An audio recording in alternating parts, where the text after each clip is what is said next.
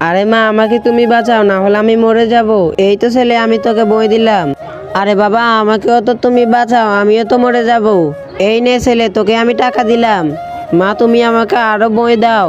এই নে ছেলে, তোকে আমি আরো বই দিলাম। আরে ছেলে, এই নে, তোকে আমি আরো টাকা দিলাম, তোকে তো তুলে ফেললাম, চল আমরা চলে যাই।